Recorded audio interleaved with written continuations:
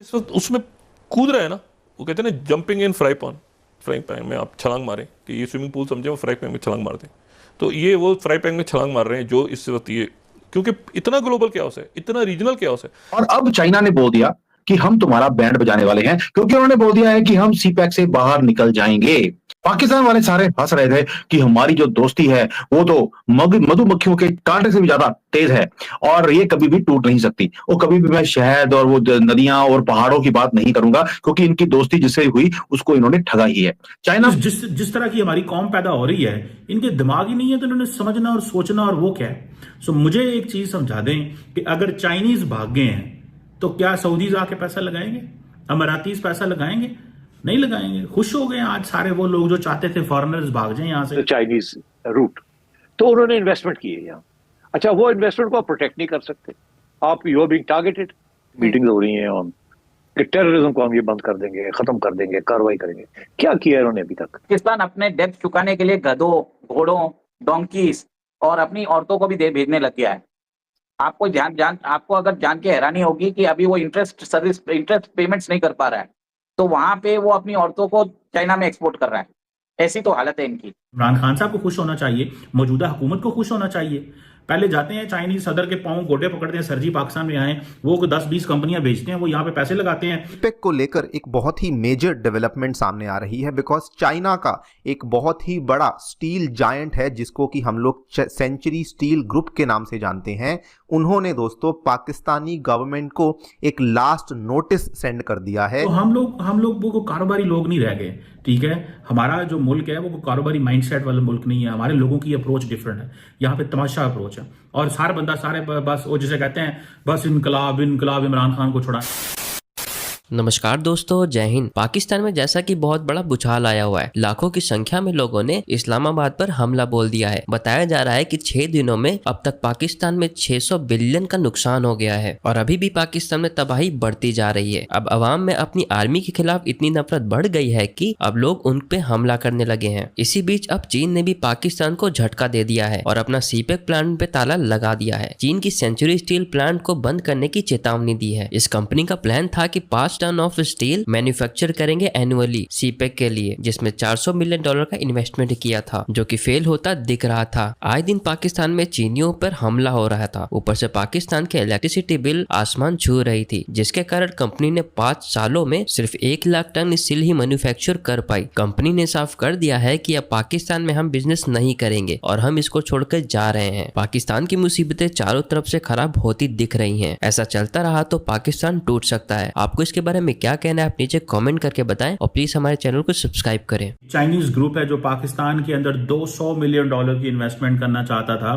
उन्होंने सिर्फ $30 मिलियन की इन्वेस्टमेंट की और उसके बाद उनकी चीखें निकल गई हैं, क्योंकि पाकिस्तान के अंदर वो कहते हैं कि हम कारोबार कर ही नहीं सकते। And thanks to our government, thanks to the political situation in the country, and thanks to the bureaucracy, and thanks to the environment in जहां पे उनको काम करना पड़ता है। देखें, पहली बात यह है कि हमने बड़ी पाकिस्तान ने कोशिश की कि किसी न किसी तरीके जैसे तैसे किसी न किसी तरीके जैसे तैसे करके हम मुल्क के अंदर फॉरेन डायरेक्ट इन्वेस्टमेंट को लेके आए। जाएं देखें इंडिया के अंदर यूनिकॉर्न्स कैसे आती हैं, हमें तो शायद पता ही नहीं है। हम तो एक बिजनेसमैन पाकिस्तान में आता है, उसी को हमारे लोग निचोड़ के उसमें से इतना कुछ निकालना चाहते हैं कि उसका दिल करता है मैं यहां से भाग जाऊं।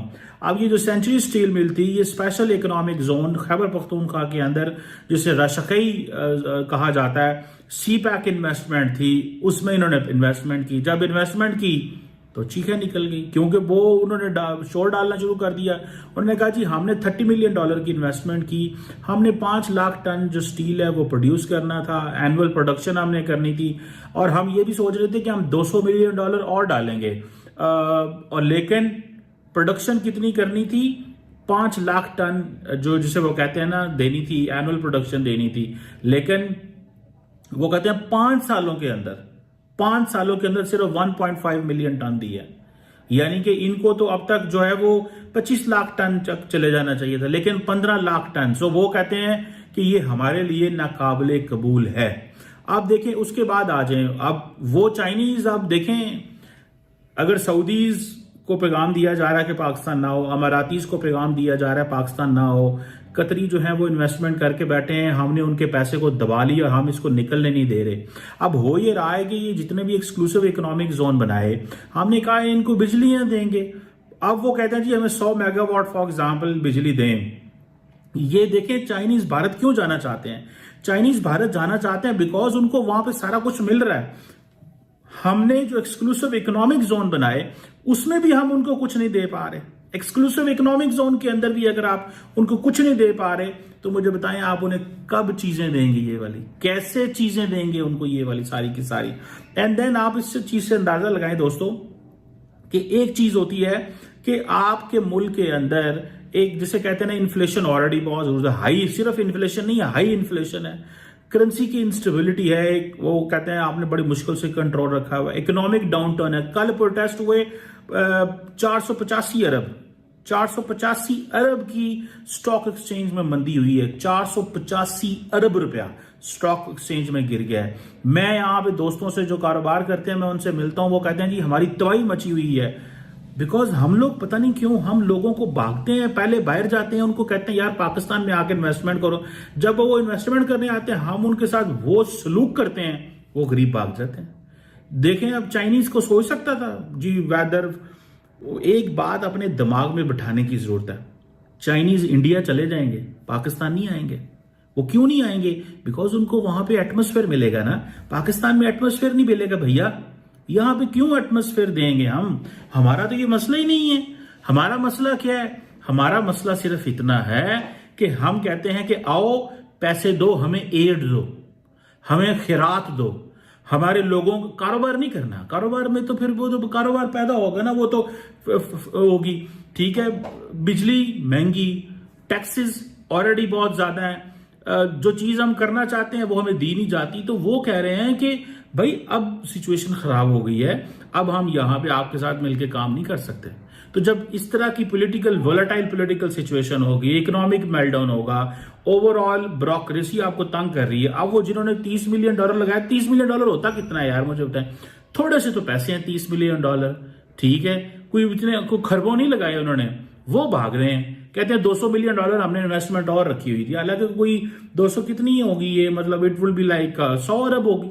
अब 100 अरब अगर वो टोटल 100 अरब इस मुल्क में लगा लें, ठीक है, $250 मिलियन लगा लें, तो मतलब आप इमेजिन करें कोई बहुत बड़ी इन्वेस्टमेंट नहीं है। अगर 50 अरब 30 अरब लगा के बंदा 20 अरब लगा के बंदा चीखे मार रहा है बिकॉज ऑफ हमारी सरकार की वजह से, तो आप बताएं फिर क्या करना चाहिए?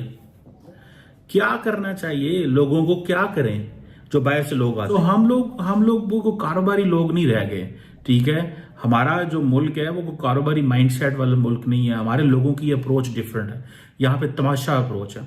और सारा बंदा सारे बस वो जिसे कहते हैं बस इनकलाब इमरान खान को छुड़ाना है, फलाना, कभी मजहबी इनकलाब आ जाता है, कभी सियासी इनकलाब आ जाता है, कभी कहते हैं हमने फलाने को छुड़ाना है।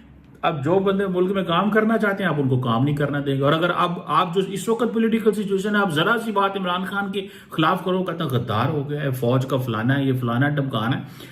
देखें स्टंटेड ग्रोथ है यहाँ पे, पूरे दिमाग ही नहीं काम करते जिन लोगों के। और अब चाइना ने बोल दिया कि हम तुम्हारा बैंड बजाने वाले हैं, क्योंकि उन्होंने बोल दिया है कि हम सीपैक से बाहर निकल जाएंगे।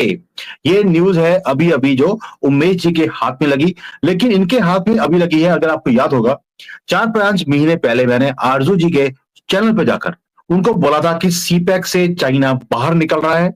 वो अफगानिस्तान के थ्रू ईरान के अंदर वो अपनी पाइपलाइन खींचने की बात बोलता है, and they are going to bypass Pakistan. Pakistan वाले सारे हंस रहे थे कि हमारी जो दोस्ती है वो तो मधुमक्खियों के कांटे से भी ज्यादा तेज है और ये कभी भी टूट नहीं सकती। वो कभी भी मैं शहद और वो नदियां और पहाड़ों की बात नहीं करूंगा, क्योंकि इनकी दोस्ती जिससे हुई उसको इन्होंने ठगा ही है। चाइना को समझ आ गया, वो भी बाहर निकल गए। अब वो जा रहे हैं अफगानिस्तान के थ्रू ईरान में, as exactly as I told you 5 months back। तो जो ये बहुत बड़े अपने आप को बुद्धिजीवी बोलते हैं कई लोग कि भाई ये तो ऐसी सेंसेशंस क्रिएट कर रहा है, ऐसा कुछ नहीं होगा। आज अपना मुंह काला करके प्लीज हमारे शो के ऊपर आए, हम आपको पूरा प्लेटफॉर्म देंगे अपनी शक्ल दिखाने का।